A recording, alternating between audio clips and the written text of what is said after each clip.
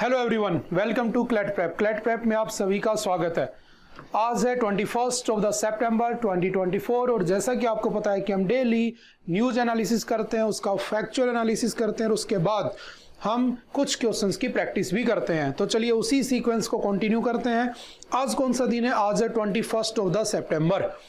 और आज कौन सा डे मनाया जाता है? तो आज के दिन हम मनाते हैं इंटरनेशनल पीस डे, यानी कि आज के दिन को आपका जो यूनाइटेड नेशंस है यानी कि यूएन, और कब बना होता है यूएन? तो याद रखना यूएन की फॉर्मेशन कब हुई थी? 24 अक्टूबर 1945। और यूनाइटेड नेशन बनाई क्यों था कि जब आपका सेकेंड वर्ल्ड वॉर हुआ था और जब सेकेंड वर्ल्ड वॉर खत्म हुआ और उसके बाद जो ट्रीटी हुई थी, क्या नाम था उसका? Paris peace treaty. उस पेरिस पीस ट्रीटी के बाद हुआ क्या था? कब हुई थी? 1947। उस ट्रीटी के बाद हम नहीं चाहते थे कि वर्ल्ड वॉर 3 हो दोबारा से कभी, तो हमने क्या किया? एक ग्रुप बनाया जिसका नाम रखा यूनाइटेड नेशन। और उस यूनाइटेड नेशन का हेडक्वार्टर कहाँ पे है? तो याद रखना न्यूयॉर्क। ठीक है। उस यूनाइटेड नेशन के टोटल मेजर 6 ऑर्गन्स हैं, जिसके अंदर जो मेन जो उसके परमानेंट मेंबर होते हैं वो कौन होते हैं? तो सिंपल याद रखना, यूएसए, यूके, उसके बाद आपका फेवरेट सभी का रशिया, उसके बाद फ्रांस और चाइना, ये इसके परमानेंट मेंबर हैं और इन्हीं को क्या कहा जाता है? इनके पास वीटो पावर है। ठीक है।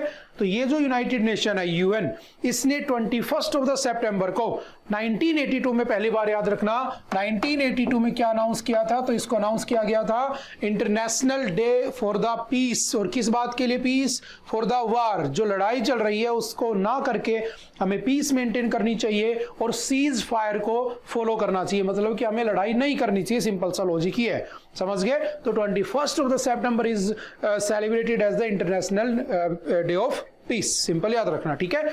अब चलते हैं आज की हमारी न्यूज के ऊपर। जो पहली न्यूज आती है हमारे सामने, first, Bombay high court strikes down amendment IT rules.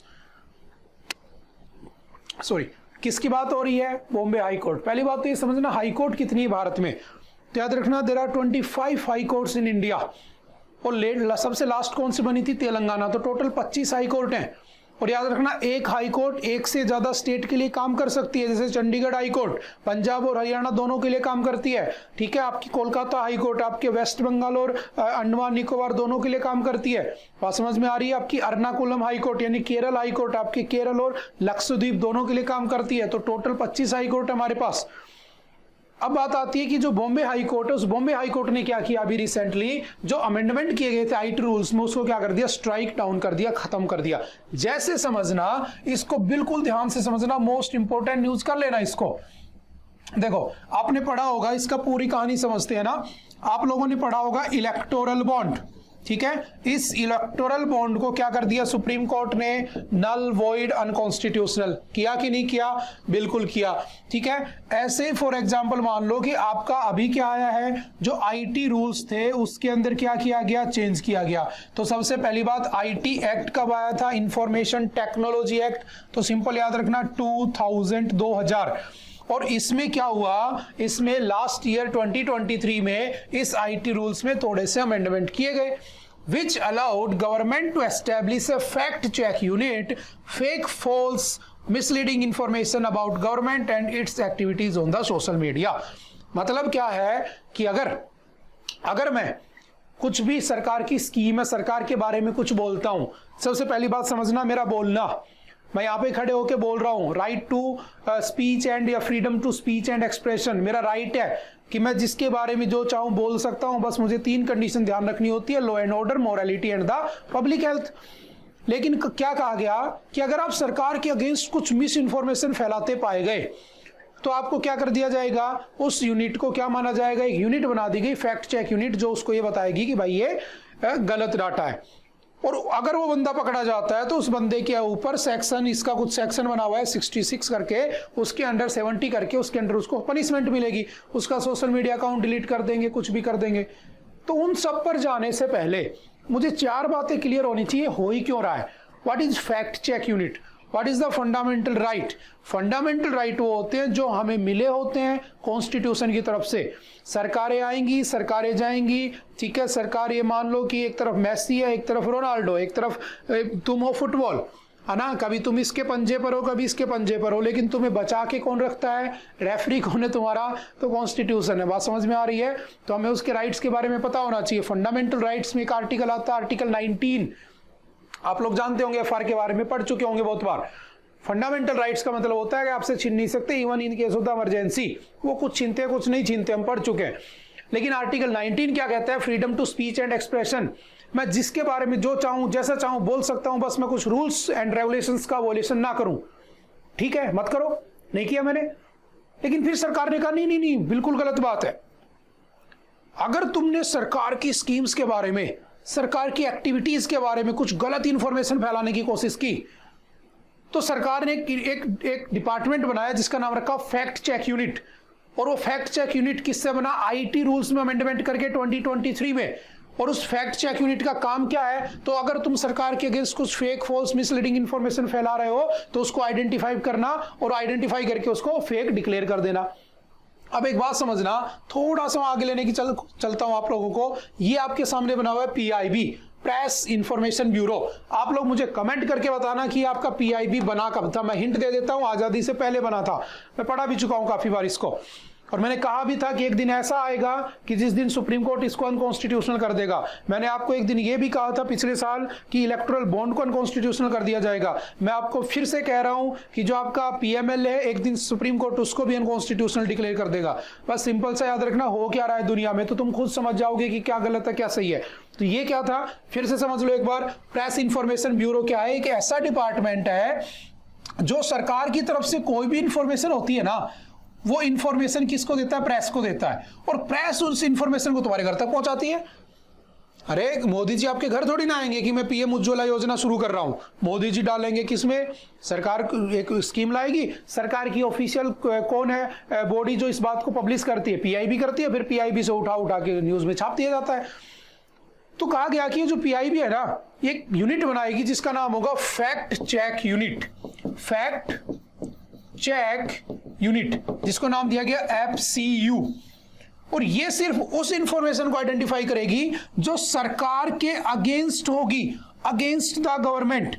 अब मतलब अगर तुमने मोदी जी के खिलाफ तुमने कुछ कहा, अगर मान लो वो सही है, तुम सही हो, और सरकार की कहीं बेइज्जती हो सकती है, सरकार को कुछ डेंट पड़ सकता है, सरकार कहेगी, पीआईबी कहेगा गलत है, मिस इन्फॉर्मेशन है। हमारे यहाँ तो लोग सुबह सुबह व्हाट्सएप यूनिवर्सिटी का सिलेबस पढ़ के गांधी नेहरू को गालियां देना शुरू कर देते हैं। तो वो तो बाद की बातें हैं कि लोग इतना भी डिटेल में जाकर देखेंगे कि सही है कि गलत है। तो कहा गया कि ये जो फैक्ट चेक यूनिट है ना, इस फैक्ट चेक यूनिट में ये कर क्या रही है, केस क्या है समझना। अच्छी चीज है वैसे, लेकिन बुरी चीज क्या है? ये सिर्फ सरकार के लिए काम करती है। अब मान लो किसी ने मोदी जी के खिलाफ कुछ कह दिया और वो सही बात है और ये कह देगा गलत है, तो लोग तो गलत मानेंगे, इसने कह दिया गलत तो गलत। लेकिन अगर किसी ने मान लो फॉर एग्जांपल दूसरी तरफ है राहुल गांधी है ना, दोनों ये आपस में आमने सामने बैठे रहते हैं, एक लीडर ऑफ अपोजिशन एक लीडर ऑफ पार्टी। अब मैंने कहा रूलिंग पार्टी, अब मैंने कहा कि कोई राहुल गांधी के बारे में मिस इन्फॉर्मेशन है, उसको पीआईबी कहेगा नहीं नहीं ये तो सही है, तो लोग कहेंगे यार पीआईबी कह रहा तो सही है। लेकिन पीआईबी बॉडी किसकी है? Government of India. Government of India किसकी है? अभी जो रूलिंग पार्टी है। तो रूलिंग पार्टी के अकॉर्डिंग नहीं काम करेगा वो। तो क्या ट्रांसपेरेंसी, क्या पार्शियलिटी नहीं हो जाएगी? वहां पे पार्शियलिटी तो होगी। तो इसको कैसे कम किया जाए? तो इसको कोई ना कोई तरीका होना चाहिए। तो सुप्रीम कोर्ट में, सॉरी बॉम्बे हाई कोर्ट में इस बात की दलील ली गई। जज ने पूछा कि भाई मुझे ये बताओ कि तुम मिसलीडिंग और फॉल्स मान किसे रहे हो, किस इंफॉर्मेशन को मिसलीडिंग कह रहे हो, किस इंफॉर्मेशन को फॉल्स कह रहे हो। तो उन्होंने कहा कि पता नहीं है, तो क्योंकि डिफाइन ही नहीं कर सकते आप, डेफिनेशन ही नहीं है कोई इसकी। तो हाई कोर्ट ने क्या किया, इसको स्ट्राइक डाउन कर दिया, कैंसिल कर दिया कि ये अनकॉन्स्टिट्यूशनल, इसका कोई मतलब नहीं है। अब मे भी सुप्रीम कोर्ट में बात जाए तो वो भी कर देगा, ठीक है, बात समझ में आ रही है, जजमेंट तो आ चुका है। तो किस कॉन्स्टिट्यूशन के किस आर्टिकल का वोलेशन हो रहा था? 19। अब मान लो आर्टिकल 19 में लिखा है फर्स्ट, है ना, 19 का first, freedom to speech and expression में बोल रहा हूं। लेकिन एक है आर्टिकल 19 का फर्स्ट का लास्ट, है ना, जो 6th तुम्हारा फंडामेंटल फ्रीडम होती है, freedom to practice any professor anywhere in the nation. Profession anywhere in the nation, मैं किसी भी प्रोफेशन को फॉलो कर सकता हूं, मैं कोई भी काम धंधा कर सकता हूं। मैं अगर दूसरे स्टेट से हूं, मैं यहाँ के गोलगप्पे बेच सकता हूं। मैं यहाँ का स्टेट का हूं, दूसरे स्टेट में जाके पढ़ा सकता हूं। मैं हरियाणा का हूं, मैं वहां से यहाँ के मैं तुम्हें जीके पढ़ा सकता हूं। तो कोई भी बंदा कोई भी प्रैक्टिस, कोई भी अपनी प्रोफेशन को प्रैक्टिस कर सकता है। लेकिन मान लो किसी का काम ही है कि वो बोलकर ही पैसा कमा रहा है, ठीक है, अब तुम तो कह दोगे यार ये तो फर्जी बोल रहा है, इसका तो अकाउंट ही डिलीट कर दोगे, इसको तो जेल में डाल दोगे। तो क्या छीन रहा है? Freedom to speech and expression, freedom to practice any profession anywhere in the nation, सब छीन रहा था। तो हमारे बॉम्बे हाईकोर्ट ने उसको क्या कर दिया? स्ट्राइक डाउन कर दिया। और मैंने आपसे कहा था article 13 of the Indian constitution, क्या कहते हैं उसको? Most important part of Indian constitution. Bhimrao Ambedkar ji ने कहा था उसको कि अगर कोई लॉ प्री कॉन्स्टिट्यूशन बना है या पोस्ट कॉन्स्टिट्यूशन, यानी आजादी से पहले या कॉन्स्टिट्यूशन से पहले, कॉन्स्टिट्यूशन के बाद, अगर वो तुम्हारे फंडामेंटल राइट्स को वायलेट करता है तो सुप्रीम कोर्ट के पास राइट है, कोर्ट के पास ही राइट है, उसको तुरंत क्या कर देगा? नल और वॉइड या अनकॉन्स्टिट्यूशनल डिक्लेयर कर देगा। तो आई थिंक आपको ये बात समझ में आ चुकी होगी, ठीक है। अच्छा, किसने इस केस को कौन लड़ रहा था? किसने ये मुद्दा उठाया था? तो नाम याद रखना, एडिटर्स गिल्ड ऑफ इंडिया ने, और उसके साथ में इंटरनेट फ्रीडम फाउंडेशन ने इसको उठाया था, ठीक है। दोनों के नाम जरूर याद रखना, एग्जाम में फैक्ट ही पूछता है। उसके बाद सोलिसिटर जनरल जो है तुम्हारे तुषार मेहता, उन तुषार मेहता ने किसकी तरफ से थे? तो याद रखना आपकी सरकार की तरफ से। मैंने आपको पढ़ाया हुआ है कि एक होता है अटॉर्नी जनरल, पॉलिटी में पढ़ा होगा, अटॉर्नी जनरल ऑफ इंडिया। हमारे कॉन्स्टिट्यूशन का आर्टिकल कौन सा है? 76। कौन होता है? ये होता है first legal officer of India, या एडवाइजर ऑफ द, तुम्हारी जो पार्लियामेंट है उसमें लीगल एडवाइजर, या lawyer of the Indian government, Bharat सरकार का वकील। मान लो तुम्हारी मेरी लड़ाई हुई, तुमने मुझ पे केस कर दिया, मैंने तुम पे, हमने लॉयर कर लिए, लेकिन सरकार पे किसी ने केस कर दिया, तो सरकार का केस कौन लड़ेगा? Attorney general. लेकिन अटॉर्नी जनरल हर जगह नहीं जा सकता। पता चले केरल में केस हो गया, जम्मू कश्मीर में, हिमाचल में, बिहार में, तो हर जगह थोड़ी जाएगा। तो कौन जाएगा? Solicitor general.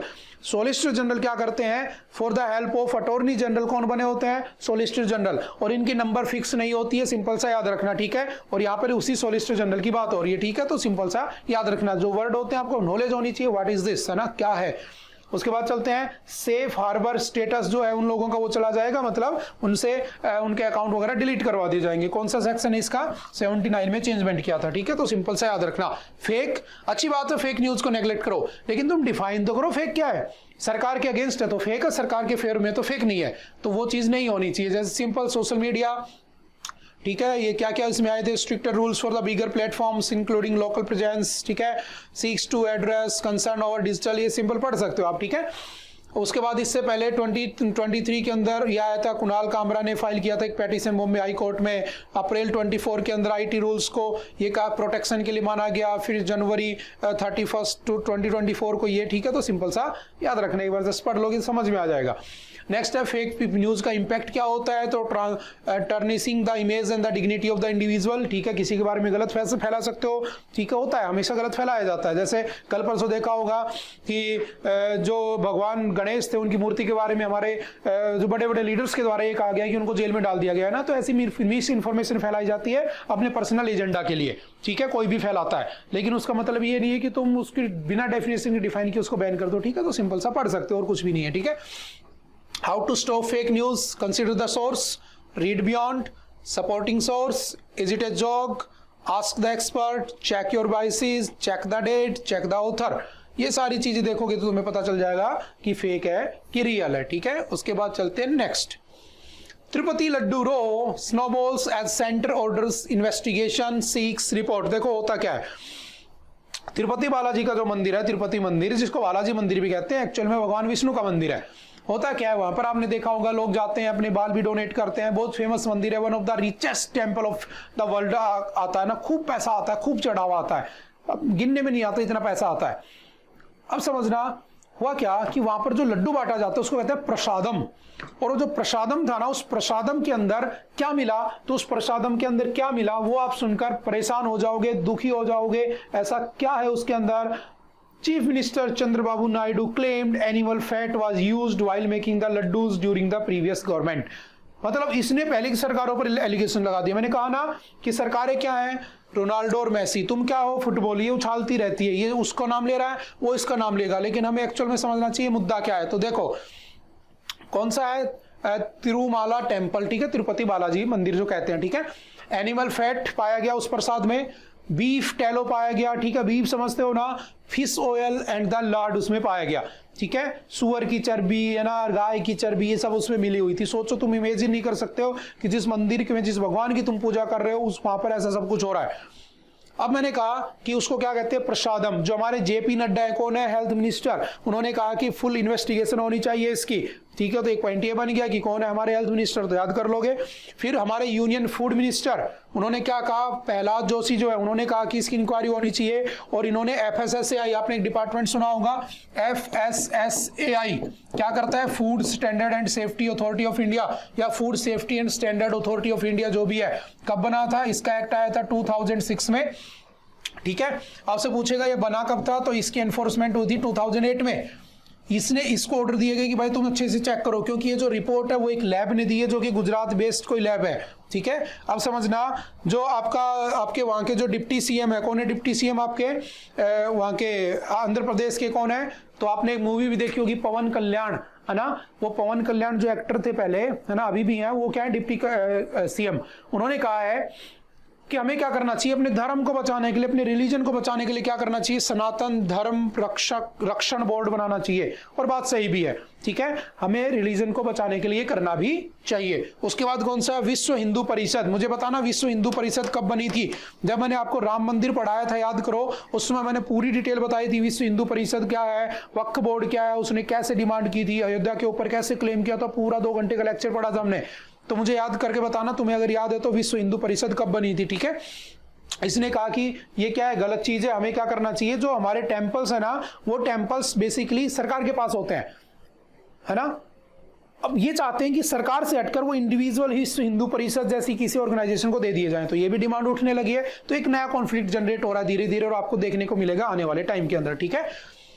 तिरुमाला टेम्पल मंदिर किसका है, वेंकटेश्वर टेम्पल भी कहते हैं, लॉर्ड विष्णु का मंदिर है, बालाजी मंदिर भी कहते हैं, गोविंद भी कहते हैं, श्रीनिवासा भी कहते हैं, ठीक है। वहां पर एक फेस्टिवल भी होता है जिसका नाम क्या है, ब्रह्मोत्सवम, ठीक है। सिंपल फैक्चुअल पॉइंट है, एक एक पॉइंट याद रखना, ठीक है। आपके एग्जाम में कहीं भी आपको देखने को मिल सकते हैं। भगवान की बात हो रही है तो सुना होगा ना कि पता नहीं किस रूप में नारायण मिल जाएगा, तो पता नहीं किस रूप में फैक्चुअल डाटा कहीं मिल जाएगा, तो प्लीज नोट करते रहें, ठीक है। आप ही के लिए लिखवाई जाती है चीजें। नेक्स्ट है द्रविडियन आर्किटेक्चर। जो हमारा मंदिर है किस आर्किटेक्चर में बना है, द्रविडियन आर्किटेक्चर। चलो राम मंदिर की अभी मैंने बात की थी, प्लीज कमेंट करके बताना राम मंदिर किस आर्किटेक्चर में बना है ना। राम मंदिर किस आर्किटेक्चर में बना है, क्वेश्चन मार्क को देखते हैं कौन कौन आंसर करता है। उसके बाद ये किसमें है, द्रविडियन आर्किटेक्चर में कब बना था, 300 AD के अंदर। इसके बाद इसमें एक गर्भगृह बना हुआ है जिसको सैंक्टम सैंक्टोरम कहा जाता है, ठीक है, जिसको आनंद नीलम भी कहा जाता है। तो ये कुछ फैक्चुअल डाटा है, सिंपल से याद रखना। और इसके अंदर वैखांशा अगामा ट्रेडिशन ऑफ वर्शिप की जाती है, ठीक है। जो पूजा करने का तरीका है उसको क्या कहते हैं, वैखांशा अगामा ट्रेडिशन, ठीक है। FSSAI में अभी बता ही चुका हूं। मिनिस्ट्री कौन सी है, तो ministry of health and family affairs हो जाएगी। और FSSAI का काम क्या है कि तुम्हें सेफ एंड राइट फूड मिले, उसके लिए काम करना। जैसे इसने अभी जयपुर में बहुत जगह जगह रेड मारी थी, तो किसी के पनीर में कीड़े निकल रहे थे, किसी की कचौरी में कुछ निकल रहा था, किसी में छिपकली निकल रही थी, तो ये काम किसका, FSSAI का रेड मारना, ठीक है। तो सिंपल सा याद रखना, समझ गए। उसके बाद चलते next. staunch the breach, India and Pakistan need to drop hard line stances on the Indus waters। ये हमने परसों भी डिस्कस किया था। आई होप कि आप लोगों ने परसों वाला लेक्चर देखा होगा। तो मैं इसको थोड़ा सा कोशिश करता हूं कि हम इसको हल्का सा एक बार दोबारा से पढ़ लेते हैं ना, देखी जाएगी, ठीक है। देखो मैंने कहा कि हमारे यहाँ पर कुछ रिवर फ्लो करती है। सबसे ऊपर कौन सी रिवर है, तो याद रखना इंडस। कौन सी है, इंडस। इंडस के बाद कौन सी है, झेलम। झेलम के बाद कौन सी है, रावी, ठीक है। सॉरी, इंडस, झेलम, चेनाब, सी, चेनाब। चेनाब के बाद रावी, रावी के बाद ब्यास, और ब्यास किससे मिल जाती है, सतलुज से। और जहां मिलती है उसे क्या कहते हैं, याद रखना। वहां पर एक बैराज बना हुआ है जिसका नाम क्या है, उसका नाम क्या है, हरिके बैराज। और ये हरिके बैराज कहां पर बना है, तो सिंपल याद रखना, कपूरथला। कपूरथला कहां पे है, तो पंजाब के अंदर एक डिस्ट्रिक्ट है कपूरथला। और यहां से इस हरिके बैराज से एक नहर निकलती है, वो आपके राजस्थान से होते हुए जाती है, और उसको कहते हो लाइफ लाइन ऑफ राजस्थान। तो अगर आपसे पूछे कि लाइफ लाइन ऑफ राजस्थान, तो याद रखना इसी नहर को कहते हैं। कौन है, तो याद रखना इंदिरा गांधी नहर, इंदिरा गांधी कैनाल सिस्टम, ठीक है, इंदिरा गांधी नहर, ठीक है। अब मैंने कहा कि यहाँ पर क्या बना, ये इसमें मर्ज हो गई, लेकिन सारी कहाँ जाती हैं, पाकिस्तान। कहाँ पर जा रही हैं, पाकिस्तान। और जब पाकिस्तान में जा रही हैं तो वहां जाकर कहाँ चली जाती हैं, सारी की सारी, तो सारी की सारी रिवर जाकर गिर जाती हैं अरेबियन सी में। लेकिन ये जो पानी है इसका डिस्प्यूट रहता है कि पानी कौन लेगा, और जब पानी कौन लेगा ये डिस्प्यूट हुआ तो दोनों देश बैठे और दोनों देशों ने बैठकर एक मीटिंग की, ठीक है, और एक ट्रीटी की जिसको हम कहते हैं इंडस वाटर ट्रीटी। क्या कहा जाता है उसको? Indus water treaty. I think समझ में आ रही होंगी चीजें। पहले कौन है? इंडस, झेलम, चेनाब, रावी, व्यास और सतलुज। याद रखना ऊपर की 3 नदियों को क्या कहा जाता है? तो ऊपर की 3 नदियों को हम कहते हैं आपकी ईस्टर्न फ्लोइंग रिवर, और नीचे वाली को वेस्टर्न फ्लोइंग रिवर भी कह देते हैं, ठीक है। उस दिन मैंने समझाया था, देख लेना एक बार वो लेक्चर, सिंपल सा, ठीक है। अब मैंने कहा इंडस वाटर ट्रीटी हुई कब थी? तो सिंपल याद रखना आपकी 1960 है ना, 1960। 1960 में क्या होती है? आपकी इंडस वाटर ट्रीटी होती है, ठीक है। इसके अंदर एक परमानेंट इंडस कमीशन बनाया गया। इस परमानेंट इंडस कमीशन का काम यह है कि इसकी ट्रीटी को देखते रहना, हर साल एक बार कम से कम मीटिंग हो इनकी लास्ट मीटिंग 2022 में हुई थी, हमने पढ़ा था परसों, ठीक है। और इसके ऊपर कुछ डैम्स बने हुए हैं, जैसे बगलीहार डैम, डिस्प्यूट ये 2007 से चला आ रहा है। बगलीहार, दुलहस्ती, ये कुछ डैम्स है, सलाल, ठीक है, ये डैम बने हुए हैं उसके ऊपर। तो झेलम रिवर के ऊपर तो इनके अंदर डिस्प्यूट चलता है, क्योंकि हम क्या करते हैं, पानी को रोक लेते हैं, डैम बना लेते हैं और पानी को अपनी तरफ डाइवर्ट करते हैं। जब डाइवर्ट करते हैं तो आगे वाले को दिक्कत हो जाती है, क्योंकि वह पानी नहीं पहुंच पाता है। तो हमने उस ट्रीटी में क्या किया था? ऊपर की 3 रिवर का 80%, 80% पानी कौन लेगा? पाकिस्तान। और नीचे की 3 रिवर का 80% पानी कौन लेगा? इंडिया। तो ऊपर की 3 रिवर का 20% कौन ले लेगा? इंडिया। और नीचे की 3 का 20% किसे दे देंगे? पाकिस्तान। यही तो ट्रीटी हुई थी 1960 के अंदर। और इसका मीडिएटर कौन था? तो world bank was the mediator. याद रखना ये मीडिएटर था, बिचौलिया था तुम्हारा, ठीक है। और कौन कौन सा प्रोजेक्ट है वहां पे? नीलम प्रोजेक्ट डिस्प्यूट चल रहा है 2013 से। हम प्रोजेक्ट पे प्रोजेक्ट बनाए जा रहे हैं, हमारी लड़ाई चली जा रही है। लड़ाई कहां पहुंचेगी? तो सिंपल याद रखना international court of justice, ICJ। And international court of justice कब बना होता है? जब आपका 1946 में जब आपका UN बना होता है, उसी का पार्ट है। इसका हेडक्वार्टर कहां पे है? तो सिंपल याद रखना हेग, नीदरलैंड। बाकी सबका हेडक्वार्टर कहां पे है? UN के पार्ट्स का न्यूयॉर्क में। लेकिन ICJ international court of justice का कहां पे है? तो याद रखना हेग, नीदरलैंड में, ठीक है। एक ऐसे होता है ICC इंटरनेशनल क्रिमिनल कोर्ट, उसका हेडक्वार्टर भी कहां पे है? हेग, नीदरलैंड में। ध्यान रखना इसमें 15 जज होते हैं, ठीक है, 9 साल के लिए बनते हैं। उसमें 18 जज होते हैं, वो भी 9 साल के लिए बनते हैं। समझ में आ रही है बात? तो डिफरेंस भी पता होना चाहिए आप लोगों को, ठीक है। अब समझना इस ICJ में इंडिया की तरफ से पहला जज कौन था? तो याद रखना BN राव, बेनेगल नरसिंह रामा राव, जो हमारी कॉन्स्टिट्यूएंट असेंबली के कॉन्स्टिट्यूशनल एडवाइजर थे। और इन्होंने ही भारत, इंडिया और उसके साथ साथ आपके म्यांमार, इन दोनों का क्या लिखा होता है? कॉन्स्टिट्यूशन लिखा होता है, ठीक है। उसके बाद अगर पूछे आज के दिन भारत की तरफ से कौन है, तो मैंने कहा टोटल 15 होते हैं और 9 साल के लिए बनते हैं। और 15 में एक कौन है अभी भारत का? क्या नाम है उसका? तो सिंपल याद रखना दलवीर भंडारी। कौन है? दलवीर भंडारी। वो आज के दिन इसमें बने हुए हैं, ठीक है। तो 2-4 डाटा एटलीस्ट याद रखने की कोशिश करना, ठीक है। और ये इसमें रिफॉर्म चाहते हैं, तो ये दोबारा से न्यूज में आ गया। Pakistan invited India to SCO meeting, जो संघाई कॉर्पोरेशन है उसकी मीटिंग में पाकिस्तान ने इन्वाइट किया है। और SCO क्या है? Shanghai corporation organisation. कब बना था SCO? तो आई थिंक सबको याद होगा 2001 में बना था। इंडिया और पाकिस्तान ने इसको 2017 में ज्वाइन किया था, ठीक है। ये सिंपल सी 2-4 बातें भी याद रखना, ओके। चलते हैं नेक्स्ट। अच्छा, ये डिस्प्यूट क्यों होने लगा? ये डिस्प्यूट इसलिए होने लगा, आपने देखा होगा उरी अटैक, आपने मूवी देखी होगी ना उरी अटैक वाली। तो जब उरी अटैक हुआ था तो हमने कहा था कि देखो blood and water can't flow together, can not flow together. मतलब खून और पानी एक साथ नहीं बह सकते। अगर तुम हमारे भाइयों का खून बहाओगे ना तो हम तुम्हें पानी नहीं देंगे। बात समझ में आ रही है? तो सिंपल सा ऐसे करके याद कर लेना, ठीक है। उसके बाद चलते हैं next. Union cabinet x tends PM Asha price support scheme in the agriculture till 25-26। देखो एक PM आशा नाम की एक स्कीम है, और ये जो PM आशा स्कीम है ये कब इंट्रोड्यूस की गई थी? तो याद रखना PM Asha scheme was introduced in the budget of 2018।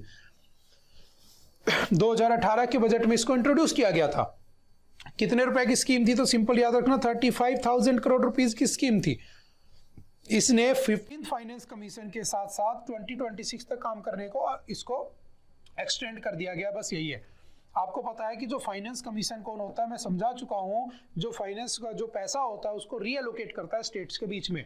तो मैं सिंपल 2-4 बातें आपको लिखवा देता हूं। हालांकि आप लोगों ने कहीं उस दिन भी मैंने समझाया था, article 280 belongs to the finance commission of India.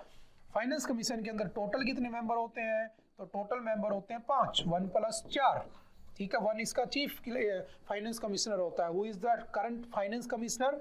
तो 15 नंबर का चल रहा है। कौन चल रहा है? एनके सिंह। ये डाटा भी हमें पता होने चाहिए। पहला कौन था? फर्स्ट फाइनेंस कमिश्नर कौन था? तो आपका के सी नियोगी वाज द फर्स्ट। के सी नियोगी वाज द फर्स्ट। आपसे पूछेगा 16th कौन बनेगा? 16th फाइनेंस कमिश्नर कौन बनेगा? तो याद रखना अरविंद पनगड़िया। ठीक है, अरविंद पनगड़िया। और ये कब से ऑफिस को अज्यूम करेंगे? तो याद रखना 2026 से। ठीक है, और तब तक ये स्कीम बढ़ा दी गई है कितने रुपए के साथ? 35,000 करोड़ के साथ। तो याद रखना क्या स्कीम थी? To ensure the remunerative prices to the farmers for their agriculture produce. जो किसानों के एग्रीकल्चर प्रोडक्ट होते हैं उनके लिए उनको पैसे, अच्छे पैसे दिलवाना। ठीक है, तो सिंपल याद रखना। अच्छा, इंश्योरिंग देखो है क्या? प्राइस फार्मर्स ना, प्राइस सपोर्ट स्कीम है, इसमें प्राइस डेफिशिएंसी पेमेंट स्कीम का ऑप्शन है। Pilot of private procurement and stockist scheme इसको नाम दिया गया था। ठीक है, तो सिंपल सी इसकी स्कीम पढ़ लेना। नेक्स्ट है Kalari. What is Kalari? Kalari basically क्या है? कलारी उन लोगों को कहते हैं जो प्रैक्टिस करते हैं किसको? कलारी पयट्टू। एक्चुअल में कलारी को प्रैक्टिस करने वाले कौन है? कलारी पयट्टू। समझना क्या है? ये एक प्रकार का मार्शल आर्ट है, और ये मार्शल आर्ट बेसिकली कहां पर होता है? केरला में। ठीक है, पहला क्वेश्चन, केरला का मार्शल आर्ट कलारी। ठीक है, केरला कलारी, सिंपल याद हो जाएगा। इसको प्रैक्टिस करने वाले को क्या कहते हैं? कलारी पयट्टू। क्या कहते हैं? कलारी पयट्टू। अब क्या हुआ? Based on the ancient knowledge of the human body, ये ह्यूमन बॉडी की एंशिएंट नॉलेज के ऊपर बना होता है। ठीक है, बहुत पुराना है, सेकंड से या थर्ड से सेकंड बीसी के बीच में। आपको पता है बीसी बिफोर क्राइस्ट 0, उसके बाद 1 2 3 AD स्टार्ट हुआ था बिफोर क्राइस्ट, और एनो डोमिनी, है ना, सिंपल याद रखना। हुआ क्या? ये कहां पर फेमस है? तो सिंपल फैक्चुअल डाटा लिख लेते हैं पहले, है ना। केरल और तमिलनाडु में ये चलता है। इसकी जगह को क्या कहते हैं? जहाँ खेला जाता है उसको कहते हैं कलारी। क्या कहते हैं? कलारी। ठीक है, आपसे पूछेगा ये क्या होता है? तो जिम्नेजियम, जिम जैसा होता है, या इसको बैटलफील्ड भी कहा गया है। इसका मलयालम में नाम क्या है? कलारी, और कुछ भी नहीं है। ठीक है, हुआ क्या? Kalari practitioners held a protest by performing Kalari Payattu, a martial art of the Kerala, on the streets. The protest was held against the alleged discriminatory practices against the practitioners of the martial art by the Kerala Sports Council. जो Kerala sports council है उसके अंदर इसको क्या किया जाने लगा? खेला जाने लगा। इन्होंने कहा नहीं, इसको ऐसा मत बनाओ, ये क्या एक एंशिएंट गेम है, और समझ में आ रही है कि एंशिएंट कल्चर का पार्ट है, इसको ऐसा ही रहने दिया जाए। तो उस जो स्पोर्ट्स काउंसिल है उसके अगेंस्ट लोगों ने प्रोटेस्ट कर दिया, सड़कों पर आ गए। तो सिंपल 4-5 जो क्वेश्चन है, जो फैक्चुअल डाटा है, वो आप याद करने की कोशिश करना। ठीक है, one of the oldest fighting system in the existence. इसी को क्या कहते हैं? Father of the modern kung fu. जो मॉडर्न कुंफू है उसका फादर भी इसी को कहते हैं। ठीक है, इसके अंदर 4 वर्ड याद रखना। पहला कौन सा है? मई पयट्टू, बॉडी कंडीशनिंग एक्सरसाइज, जिसमें तुम्हारी बॉडी को ऐसा बनाया जाता है। फिर आता है कोठारी, जिसमें तुम्हें लकड़ी के वेपन चलाना सिखाते हैं। फिर आता है अंगथारी, जिसके अंदर आपको शार्प मेटालिक वेपन सिखाए जाते हैं चलाने। फिर आता है वेरुमकाई। एंड वेरुमकाई में क्या होता है? तो वेरुमकाई में bare handed defence and attack किया जाता है, यानी कि बिना कुछ हाथों में पहने और क्या किया जाता है? आपको सिखाया जाता है लड़ना, जो भी है। ठीक है, सिंपल से याद रखना। नेक्स्ट है blockchain, smart materials among innovative projects. देखो हुआ क्या, आपने एक स्कीम पढ़ी होगी पीएम सूर्यघर। पीएम सूर्यघर जो स्कीम थी 75,000 करोड़ रुपीस की स्कीम थी। ठीक है, ministry of new and renewable energy के अंडर में आती है। ये सब कंपोनेंट ऑफ 500 करोड़ रुपीस की स्कीम इसमें और नहीं इंट्रोड्यूस की गई है। ठीक है, जिसके अंदर as blockchain based peer to peer rooftop solar smart building materials इसमें बनाए जाएं। देखो ये जो स्कीम है ना, ये 75,021 करोड़ रुपए की स्कीम है। आपको पता है कि 3 करोड़ लोगों को लगभग क्या दिए जाएंगे? घर सोलर, जो उनके घर है उसके ऊपर सोलर प्लेट लगाई जाएगी। सरकार 78,000 रुपीज तक, अप टू 78,000 रुपीज तक क्या दे रही है? डिस्काउंट दे रही है। ठीक है, अब होता क्या है कि इस स्कीम की एक सब स्कीम पास कर दी गई। इसकी मिनिस्ट्री कौन सी है? तो याद रखना ministry of new and renewable energy. इसका मिनिस्टर कौन है ये आप लोग मुझे कमेंट करके बताना। ठीक है, उसके साथ साथ ये भी, अच्छा आपको पता होगा कि आपकी जो जीके रिले क्लासेस होने वाली है कल, है ना, तो आई होप कि आप सभी लोग उसमें आ रहे होंगे, उस समय पधार रहे होंगे। ठीक है, तो चलिए ये बात मैं अभी से रिपीट कर देता हूँ। वहां पर मिलेंगे आप, हम कहाँ पर? जीके रिले में। ठीक है, उसके बाद हम इसको कंटिन्यू करते हैं। RTS with EV. ठीक है, इसके अंदर जो रूफ टॉप स्कीम है इसको ईवी से कनेक्ट कर दिया जाए। मतलब इस स्कीम से मैक्सिमम पैसा, मैक्सिमम नई स्कीम्स में कुछ नया इंट्रोडक्शन अगर हो जाए, इस सोलर पीएम रूफ सोलर से, तो अच्छा रहेगा हमारे लिए। बस उसी के लिए हमने क्या किया, ब्लॉकचेन बेस्ड एक peer to peer rooftop solar scheme launch कर दी 500 करोड़ की। बस ये न्यूज में आ गया और कोई पर्पस नहीं है, ठीक है। तो सिंपल से याद रखना, इसमें मैक्सिमम ड्यूरेशन कितना कर सकते हो, 18 महीने तक वो स्कीम चला सकते हो। इसको इंप्लीमेंट कौन करेगा, national institute of solar energy उसको क्या करेगी, इंप्लीमेंट करेगी। तो ऑप्शन नंबर या आपका national institute of solar energy is the right answer. अरे समझ गए ना, मतलब ये याद रखना। पीएम सूर्य घर कब आया था, 29 February 2024 को। कितने रुपए की स्कीम थी, कब तक चलेगा, 2026 से 2027 वाले बजट में, यानी 2027 तक चलेगा, फरवरी तक। कितने करोड़ लोगों को, 3 करोड़ की बात हुई थी, 1.3 करोड़ को रजिस्ट्रेशन हो चुकी है, ऐसा मोदी जी ने कल परसों कहा है। 78,000 रुपीज की सब्सिडी दी जा रही है। तो ये बेसिक से डाटा आप याद रखना। नेक्स्ट चलते हैं, supreme court asked government to explain the delay in the appointment of the जजेस। देखो होता क्या है, सुप्रीम कोर्ट ने पूछा सरकार से, देखो सुप्रीम कोर्ट क्या होता है पहले ये पता होना चाहिए। सिंपल याद रखना, सुप्रीम कोर्ट आर्टिकल कौन सा है, 124। सुप्रीम कोर्ट आज से कितनी बार बन चुकी है, 3 बार, ध्यान रखना। एक बार बनी थी 1773 में, किससे बनी थी, तो उस समय एक रेगुलेटिंग एक्ट आया था, उस रेगुलेटिंग एक्ट को क्या कहते हैं, 1774 में बनी थी। और इस सुप्रीम कोर्ट के जो फर्स्ट सीजीआई थे वो कौन थे, पहली वाली के, तो सिंपल याद रखना आपके लॉर्ड एलिजा इम्पे, ठीक है। ये कहां पर बनी थी, तो सिंपल याद रखना कोलकाता, जिसको पहले कलकत्ता कहते थे। फिर हमने क्या किया, 1937 में, 1935 में एक एक्ट आता है, आपको याद होगा, गवर्नमेंट ऑफ इंडिया एक्ट। और गवर्नमेंट ऑफ इंडिया एक्ट में हमें क्या किया गया था, पूरी तरीके से फेडरल बनाने की कोशिश की गई थी। और जब हमें फेडरल बनाने की कोशिश की गई थी तो हमने 1935 के एक्ट में उन्होंने हमें फेडरल का, हमने अपने आप को यूनियन बना लिया। India is A union, India that is Bharat shall be the union of state, part 1 के आर्टिकल 1 में आप पढ़ते हो। अब मैंने कहा कि इस गवर्नमेंट ऑफ इंडिया एक्ट में क्या किया गया, एक नई सुप्रीम कोर्ट बनाई गई। और उस सुप्रीम कोर्ट को बनाया गया कहाँ पे, न्यू दिल्ली में, ठीक है। सिंपल से डाटा याद रखना, न्यू दिल्ली में। और न्यू दिल्ली में बनाने के बाद इसका जो फर्स्ट सीजीआई बना, फर्स्ट सीजीआई वो कौन बना होता है, तो सिंपल याद रखना मॉरिस गुएयर। कौन बनता है, मॉरिस गुएयर। लेकिन फिर हमने आगे चलकर क्या किया, जब हम इंडिपेंडेंट हो गए, जब हम रिपब्लिक हो गए, तो हमने क्या किया, 28 जनवरी 1950 को, है ना, 26 जनवरी के बाद हमने क्या किया, हमारी खुद की सुप्रीम कोर्ट बनाई। और हमारी खुद की सुप्रीम कोर्ट कहां पर बनाई, न्यू दिल्ली, ठीक है। और इसके जो पहले जज बने थे, फर्स्ट जज, पहले सीजीआई है ना, फर्स्ट सीजीआई कौन बने थे, तो आपको पता होना चाहिए HJ कानिया, हीरालाल कानिया।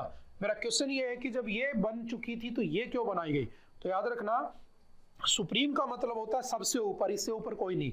जैसे हमारे हिंदू धर्म में भगवान कौन है, देवों के देव महादेव, उससे ऊपर कोई नहीं है, सुप्रीम है वो। सेम ऐसे ही कोर्ट में एक ऐसा होना चाहिए, सुप्रीम मतलब सुप्रीम, उससे ऊपर कुछ नहीं है। लेकिन अगर तुम्हें इन दोनों से दिक्कत है, तो इन दोनों से अगर तुम्हें दिक्कत थी तो लंदन के अंदर क्या बनी हुई थी, एक प्रीवी काउंसिल।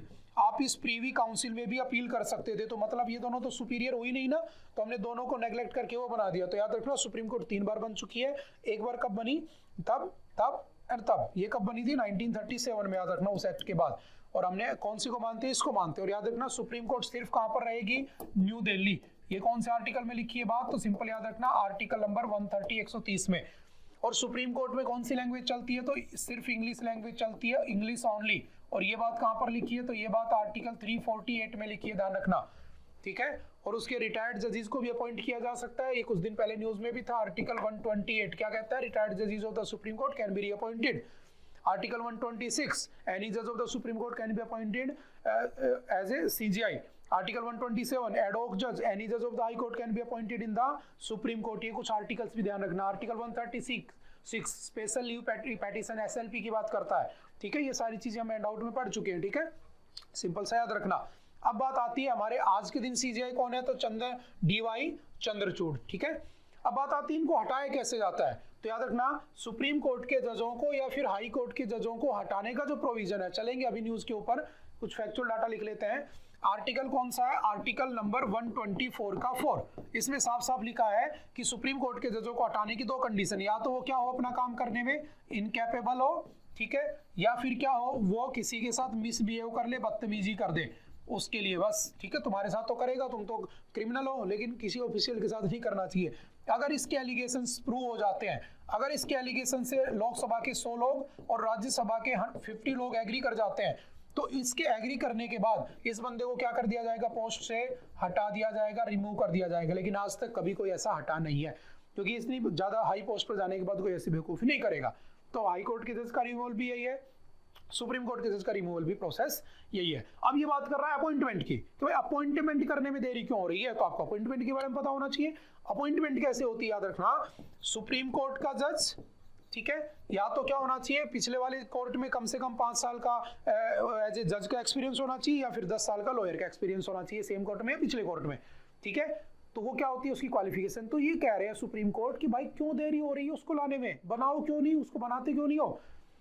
अब सरकार इस बात के लिए क्या कर रही है, डिनाई कर रही है, और जब डिनाई कर रही है तो कहीं ना कहीं क्या हो रही है, दिक्कत हो रही है, और कुछ भी नहीं है, समझ गए। Give us A chart showing the status of each one of the recommendations reiterated by the collegium and what is the difficulty in making such appointments, DY Chandrachud.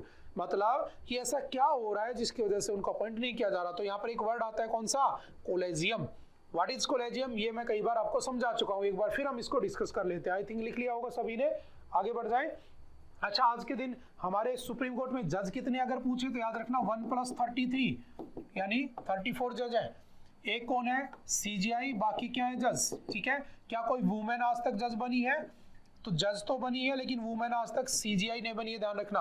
और फर्स्ट वुमेन जो जज बनी थी वो कौन थी, तो चलो मुझे कमेंट करके बताना, आपका तीसरा या चौथा क्वेश्चन हो गया होगा कि who was the first women जज in the supreme court. CJI तो नहीं बनी है लेकिन जज तो बनी होगी ना, वो आप लोग बताना। आज के दिन कितने हैं, 34 जजेस हैं। और सीजीआई को क्या कहते हैं, मास्टर ऑफ रोस्टर, ध्यान रखना, ठीक है, मास्टर ऑफ रोस्टर भी कहा जाता है। Okay, supreme court of India ये वही बात कर रहा है, 1773 के एक्ट से बनी थी, उसके बाद 1935 के एक्ट से देखो फेडरल कोर्ट बनी थी, फिर हमने खुद की 1950 में बना दिया। आर्टिकल कौन सा है, 124, वो सब वही बातें शॉर्ट में, ठीक है। और अगर पूछे हाई कोर्ट कब बने थे, तो हाई कोर्ट 1861 में एक्ट आया था, और उस एक्ट ऑफ 1861 को इंपीरियल एक्ट ऑफ इंडिया भी कहते हैं। उस इंपीरियल एक्ट ऑफ इंडिया 1861 के बाद क्या बनी थी, हाई कोर्ट बनी थी। कहाँ पर, तो आपके उसमें मद्रास में, बॉम्बे में, और आपके इलाहाबाद हाई कोर्ट, 3 बनी होती है एक साथ, ठीक है। तो सिंपल सा याद रखना, ठीक है। आज के दिन कितनी हाई कोर्ट, 25 ही हम पहले एक बार पढ़ चुके हैं, समझ गए। उसके बाद चलते हैं नेक्स्ट, कंपोजिशन, अदर पावर्स, ठीक है। कौन कौन होता है, टोटल 34 जज हैं, ठीक है। प्रेसिडेंट उसको अपॉइंट करता है, ठीक है, याद रखना। प्रेसिडेंट को ओथ कौन दिलाता है, सीजीआई, सीजीआई को प्रेसिडेंट। प्रेसिडेंट इस्तीफा, रेजिग्नेशन देता है vice president, vice president president. सबको अपॉइंटमेंट प्रेसिडेंट, सब resignation president, president to president, vice president to president, ठीक है। प्रेसिडेंट, सीजीआई, सीजीआई प्रेसिडेंट, बाकी सब प्रेसिडेंट टू प्रेसिडेंट, ठीक है। तो ऐसे कर लेना याद जो भी है, ठीक है। एलिजिबिलिटी क्या होती है, तो ये सिंपल लिखा हुआ है, टेन्योर 65, याद रखना टेन्योर 65 होता है 65। मतलब क्या है कि अगर 65 हो गए तो रिटायर। जैसे मैक्सिमम टेन्योर किसका आपने पढ़ा होगा, सबसे ज्यादा टेन्योर किसका रह चुका है, कि सीजीआई का। तो याद रखना जो डीवाई चंद्रचूड़ इनके फादर थे कौन, वाईवी चंद्रचूड़, है ना, यशवंत विष्णु चंद्रचूड़। इनका टाइम पीरियड था 1978 से 1985, सबसे ज्यादा, ठीक है। अगर पूछे सबसे कम, क्योंकि एज कितनी होती है, मैक्सिमम टेन्योर कितना होता है, 65 साल। जैसे आपकी 65 ईयर एज होगी आपको रिटायर कर दिया जाएगा। तो उस वहीं से याद रखना इस पॉइंट को कि सबसे कम किसका था, शॉर्टेस्ट टेन्योर किसका था। तो शॉर्टेस्ट टेन्योर में कौन आ जाएगा, तो सिंपल याद रखना आपका कमल नारायण। कौन होता है, Kamal Narayan. Kamal Narayan was the man with the shortest tenure as a CJI of India. कितने दिन रहे थे कमल नारायण, तो याद रखना 17 दिन। 17 डेज के बाद इनकी एज हो गई होगी कितनी, आपकी 65, और इनको रिटायर करके घर भेज दिया जाता है, ठीक है। तो वहां से इसको याद रखना, ठीक है। अदर पावर्स 129, ठीक है। इसके पास क्या होता है, supreme court holds the records of its judgment, 129 simple याद रखना। 128 रिटायर्ड जज बन सकते हैं, 127 एडहोक जज फ्रॉम हाई कोर्ट, 126 एनी जज from the supreme court can be appointed as the CGI. वो सारे आर्टिकल्स मैंने लिखवा रखे हैं आपको हैंड आउट में, ठीक है। आर्टिकल 137 क्या कहता है, जजमेंट को रिव्यू कर सकता है। 141 क्या कहता है, binding on all court, supreme court जो कहेगा सब कोर्ट को फॉलो करना पड़ेगा। 142 क्या कहता है, orders and the decrees of the supreme court are enforceable, ठीक है, वो जो कहेगा वो माना जाएगा, ये उसकी सुप्रीम पावर भी होती है। अगर कोई लॉ ऐसा है कि उसको समझ में नहीं आ रहा क्या करूं क्या ना करूं, तो वो उसके ऊपर जजमेंट दे सकता है और उसको अपनी इच्छा से कर सकता है, बस वो किसी फंडामेंटल राइट्स को वोलेट ना करे, बस हम कर चुके हैं डिस्कस। 147 में अल्टीमेट इंटरप्रेटर होता है कॉन्स्टिट्यूशन का, सिंपल सा याद होना चाहिए, ठीक है। उसके बाद ये सब हो गया, सैलरी वैलरी जो भी है, ठीक है। जुरिस्डिक्शन में कौन कौन आता है, तो सिंपल पढ़ लेना, constitutional remedies article 32, I think आप जानते होंगे, रिट्स, और ये क्या होती है, रिट्स आर्टिकल 32, और इन रिट्स को क्या कहा जाता है, तो भीमराव अंबेडकर जी ने इसको क्या कहा था, heart and soul of Indian constitution. किसे कहा गया था, दिल और आत्मा तुम्हारे कॉन्स्टिट्यूशन की, तो आपके आर्टिकल 32 को कहा गया था, जिसमें रिट्स लिखी होती है। अगर तुम्हारे फंडामेंटल राइट्स का वायलेशन होता है तो आपके जो 6 फंडामेंटल राइट है उसमें लास्ट वाला कौन सा है, कॉन्स्टिट्यूशनल रेमेडीज, यानी जैसे आप बीमार हो जाते हो तो बीमार होने के बाद आप दवाई लेते हो ना, सेम ऐसे अगर कॉन्स्टिट्यूशन का वायलेशन हो गया, तुम्हारे फंडामेंटल राइट वायलेट हो गए, तो तुम्हें दवाइयां दी जाती है, कैसे, रिट्स के रूप में, habeas corpus, mandamus, prohibition, certiorari and quo warranto. ठीक है, सिंपल सा याद रखना, पढ़ाई हुई चीजें सारी, रिट, ठीक है, अपील्स, हाई कोर्ट, ये सब इसमें सिंपल सा एक बार पढ़ के छोड़ सकते हैं। ठीक है, acting chief justice of India बना सकता है, एडोक जज, रिटायर्ड जज, वो सब ये जो अभी मैंने बोला। ठीक है, ये 126, ये 127, ये 128, ये 129, 130 में क्या लिखा है, सिर्फ दिल्ली में रहेगा, ये सारा सीक्वेंस पे आप याद कर सकते हो। 131 में वो लिखा है। ठीक है, गवर्नमेंट और स्टेट के बीच में डिस्प्यूट को कौन देखेगा, सुप्रीम कोर्ट देखेगा। ठीक है, और अगर वाटर डिस्प्यूट हुआ तो आर्टिकल 262, ये मैंने आपको कावेरी वाले चीज में पढ़ा रखा है। ठीक है, तो सिंपल से बेसिक से पॉइंट है, याद रखना। आगे बढ़ जाए, चलते हैं उसके बाद नेक्स्ट। आई थिंक आज के लिए इतना ही है। आई होप कि आप लोगों को बातें समझ में आई होंगी। अगर फिर भी कोई डाउट रहता है, इफ, तो आप लोग मुझे कमेंट करके पूछ सकते हो, अगर नहीं तो आप यहाँ आकर पूछ सकते हो, ऐसे कोई भी दिक्कत नहीं है। बस लास्ट एंड पे पहुंच चुके हो तुम, क्योंकि अभी आपके 1 दिसंबर को एग्जाम है, तो आई होप कि आपकी तैयारियां अच्छी चल रही होंगी, और मैं दुआ करता हूँ भगवान से कि आपकी तैयारियां अच्छी ही चलती रहें। ठीक है, फिर भी कोई डाउट है तो आप आकर हमसे कभी भी मिल सकते हो। Okay, bye bye, thank you, have a nice day.